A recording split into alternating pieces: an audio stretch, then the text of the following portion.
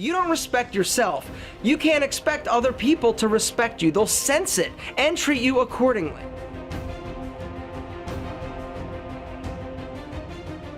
You will be told your whole life that you need to learn to listen. I would say that you need to learn to be the last to speak. I see it in boardrooms every day of the week. Even people who consider themselves good leaders, who may actually be decent leaders, will walk into a room and say, here's the problem, here's what I think, but I'm interested in your opinion, let's go around the room. It's too late. The skill to hold your opinions to yourself until everyone has spoken does two things. One, it gives everybody else the feeling that they have been heard.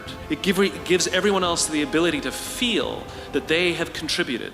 And two, you get the benefit of hearing what everybody else has to think before you render your opinion. The skill is really to keep your opinions to yourself. If you agree with somebody, don't nod yes. If you disagree with somebody, don't nod no. Simply sit there, take it all in, and the only thing you're allowed to do is ask questions so that you can understand what they mean and why they have the opinion that they have. You must understand from where they are speaking, why they have the opinion they have, not just what they are saying. And at the end, you will get your turn.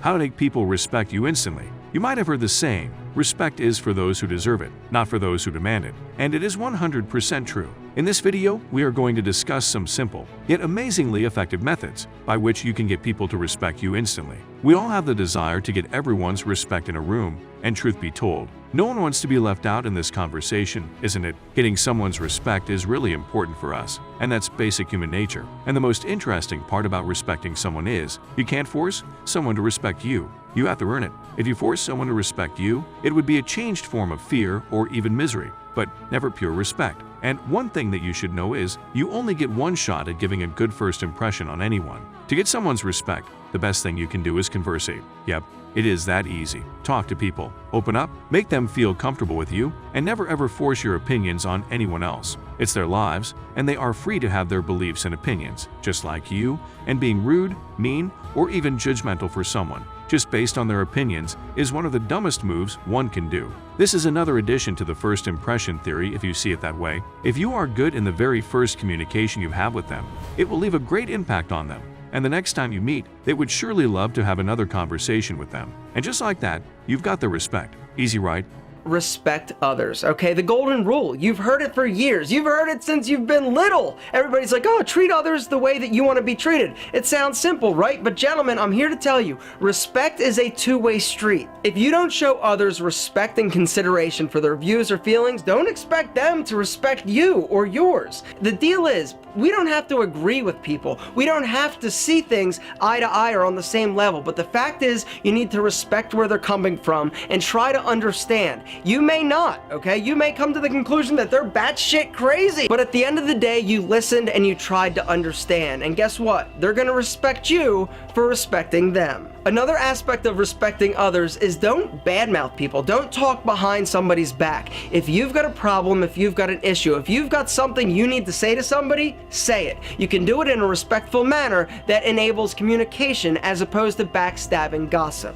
I gotten probably 2 weeks into my preparation for the film, and my father was diagnosed with cancer. And I was like, you know, first it stunned me, and then it was the magical work of the universe. I could not believe that this was the film I was working on, and I was, you know, forced to face, you know, my father's mortality. So it was rough for about a week, and I got it together, and I decided that we would use the process of the character who was suffering a loss, and I would share my preparation with my father. And so we just started talking about love, time, and death. And it was some of the most open and powerful conversations that we'd ever had. And they gave him 6 weeks. And he lived for 4 months. I think I was able to embody the ideas of the loss